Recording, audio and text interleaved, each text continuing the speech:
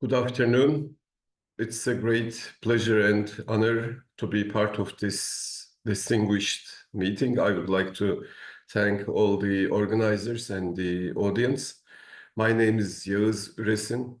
I'm a clinical pharmacologist, and I have been for a long time part of the Clinical Research Ethics Committee. Now I'm going to talk about data ethics. We are in the area of data-driven science, like it or not, but there are four paradigms of science regarding data. The first paradigm started with empirical science based on experiments. Then the second is the theoretical science with the establishment of physical laws like mechanics and thermodynamics. Third is on the 20th century, say beginning 1950s, the computational science with simulations. And the last is starting on the second millennium, data-driven science with artificial intelligence, statistical learning, data mining, etc., etc. It's a huge and exciting development, of course, but there are critics as well. People are criticizing the rights of the minorities. They talk about discrimination. They talk about data capitalism and even algorithmic racism. And we're going to talk about how we can avoid this kind of concerns and make this discipline utilitarian for all the people throughout the world. But there are really physical scandals as well regarding data. One of the famous one is this Cambridge Analytica scandal. A data analytics firm exploited the personal information of millions of social media users without their consent. They accessed this data through a third-party application, and they collected information exposing a total of millions of users' data. But the upside is this event led, as usual in the history of science, to new regulations and awareness, like legislative responses, global adoption of ethical standards. The principles established by GDPR have influenced legislation in various jurisdictions outside the EU as well. Increased regulatory scrutiny, focus on accountability and transparency. These are very important terms. We will come back to them in a couple of minutes. And emergence of new regulations, which is going on. We can divide data ethics in three subtitles, actually: data ethics, health data ethics, and data ethics in clinical research, which will be our main focus. So data ethics is a new branch of ethics that evaluates moral problems. Ethics is not equal to moral, but this is how these authors view that. Moral problems relate to data, including data generation, recording, curation, processing, dissemination, sharing, and use. And then algorithms regarding data, including artificial intelligence, which is a major issue, maybe the biggest subject in scientific methods, other artificial agents, machine learning, and robots, and corresponding practices moving from this usage of data, including responsible innovation, programming. The downside is hacking and professional codes. This is all in order to formulate morally good solution, the right conduct of right values. The fundamentals of data ethics are privacy protection, trust and transparency, fairness, and the avoidance of bias, and of course, accountability of all parties involved. Well, key issues and regulations. I talked about regulations. There are throughout the world many regulations.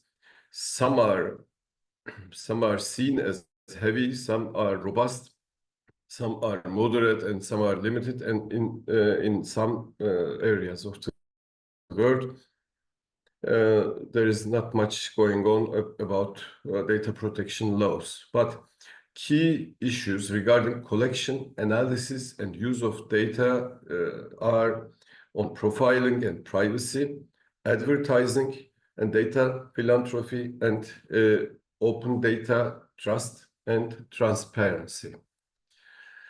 And there is a new term which I find quite handy, data justice.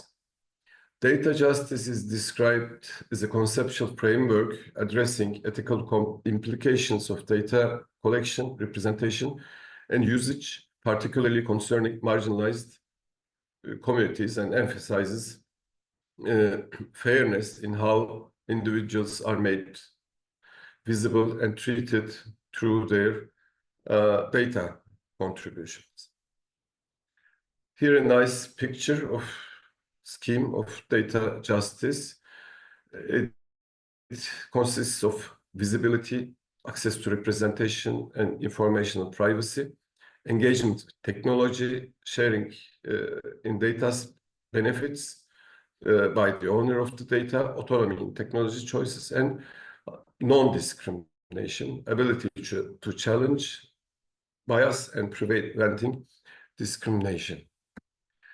So coming to health data is used in clinical research, which is our subject, in public health, health surveillance, etc., healthcare administration, and of course, biotechnology, especially related to genetic data and biobanks.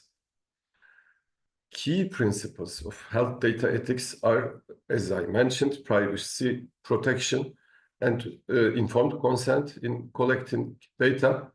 But data minimization is another important issue, collecting only the necessary amount of data for specific purposes, thereby reducing risks associated with data breaches and accountability of organizations for their data practices. They have to comply with the ethical standards and regulations. What are the best practices for implementation? I talked about too much on inflammation recently. Implementation. Well, interdisciplinary collaboration is a necessity of data justice. We have to combine ethics, law, technology, and social sciences, which is the basis of translational research as well. Different disciplines and actually different languages used by these disciplines have to be translated. The information, the knowledge has to be translated to each other's language, and it should be completely transparent. And this requires data literacy too. Educating stakeholders about data usage is very important. And of course, regulatory frameworks and robust regulations are very important to safeguard individual rights. For me, this is the most important principle in data ethics, which is patient-centric data sharing. There are many initiatives that allow patients to control access to their health data for transparency and for individual choices. I will come back to the tools which can be used to accomplish that. Algorithmic fairness is very important to avoid discriminations and to avoid unequal treatment. Therefore, regular edits of algorithms are needed, and for that we need ethical governance frameworks, establishing independent ethics committees to oversee research involving health data. Okay, and this is our last focus, clinical research data ethics. We are on the area of data-intensive clinical research. On the upper hand side of the slide, you see the traditional development, research and development, which is sequential, starting with preclinical experiments, then goes on with clinical trials. Now we have this translational research paradigm where there are passages between different stages of research and communication using new technologies like omics, robotics, big data, biosensors, augmented reality, virtual reality, artificial intelligence, and so on. This is called as disruption, which is a little bit uncomfortable term, and we should be uncomfortable. We should be cautious to celebrate this disruption. It is used as a positive term, but this is a new area of translational research used mainly data science in different parts. And the product is not just a pill in a bottle, but it's a therapeutic solution. But we should not forget the history of clinical research is actually full of successes, but full of misuses and horrible practices as well. I'm not going to go into details, but this is the history of regulations, starting with the oath of Hippocrates, and then Food and Drug Cosmetics Act, Nuremberg Code, and most important, of course, Declaration of Helsinki, and coming to ICH-GCP regulations, starting back in 90s, bringing together the regulations of different areas and countries together, International Conference of Harmonization, Good Clinical Practices. This was the starting name. Now we are talking about International Council of Harmonization. The last meeting was in 2023, I guess, and Turkey is, since 1995, a GCP country. Well, talking about ethical concerns, we should not talk just about disasters, but there are some milder examples we should focus on, like Louis Pasteur's example. He's no doubt one of the pioneers of medical science, medical development, but there are many critics looking backwards from with today's values, of course. He was a chemist, so he had no medical authority to do a human experiment. His secrecy and lack of transparency, of course, informed consent wasn't known at that time, limited preclinical trials, and there are many ethical implications discussed. But of course, these all should be taken in the historical context. But one marginal issue is important for us, which is disclosure of patient identities. In the case of Joseph Meister, Pasteur publicized as a success when Meister did not develop rabies after vaccination, but his identity was disclosed freely, and he broke patient confidentiality, and I will contribute to that today with showing you Joseph Meister's picture to remember him as a contributor to science of today. But Pasteur's legacy is, of course, very important it's a groundbreaking scientific achievement, and the ethical consideration should be taken in historical context. But nowadays, there are scandals as well. There is this Surgisphere scandal. The COVID-19 event, we went through it, and we had really very fruitful meetings. I would like to thank you all for that as well. But it revealed many secrets of our science today and how we apply science and how we succeed, and there were scandals as well. The Surgisphere Corporation published studies in prestigious medical journals claiming to have analyzed data from thousands of patients, but investigations revealed that the data might be fabricated or misrepresented. And then this scandal led to retraction of multiple studies and brought under the light of discussion many findings and many studies at that time. Well, where is the data ethics in clinical research? In which areas we work with data ethics? Pharmaceutical development, of course, ensuring practices in drug trials and approvals, medical devices, public health services, and genetic research is the focus of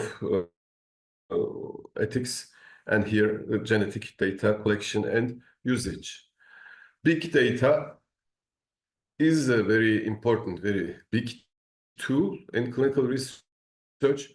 No doubt it's a very important tool in working with electronic health records, so to say, real-world data. Ethically, I find it very interesting because prospective clinical trials have always an ethical dilemma in themselves, because some of the participants have to face some negative results to draw some clinically significant and statistically significant conclusions. If you work with real-life data, you draw data from real life.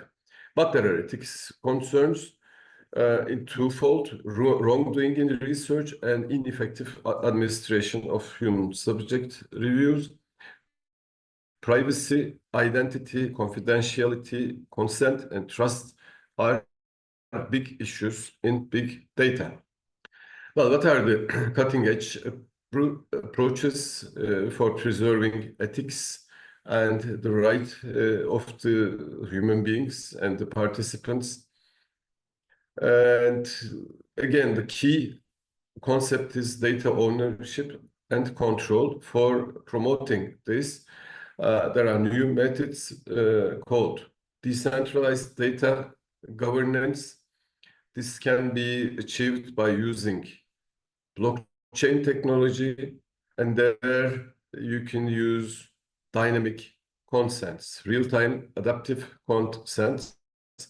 Consents. This is very important, because if you just mask the patient data or anonymize that irreversibly, the patient or the person cannot decide in the future what happens with their data. There might be some positive advancement which could be useful for the owner of the data as well, where you need to go back to the owner of the data, which is very important. With blockchain technology and dynamic consent, you can be flexible with the initiative of the data owner. It's very important in enhancing patient privacy and improving data integrity. Another tool for that is the term federated learning, a branch of machine learning.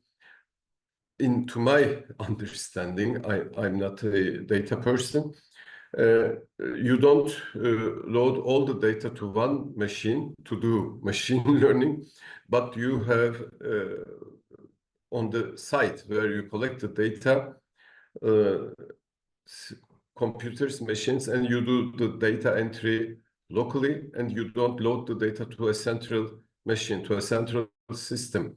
The learning takes place locally, and the knowledge goes to the central machine.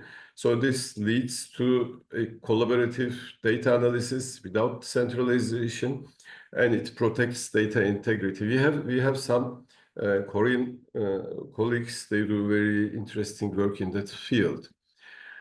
Another area is synthetic data generation and digital twins.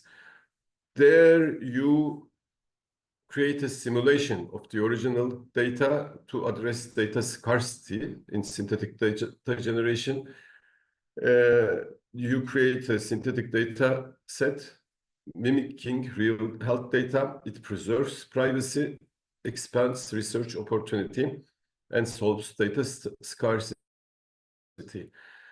In parallel to that, in digital twins, you can create a virtual model of a patient to predict outcomes.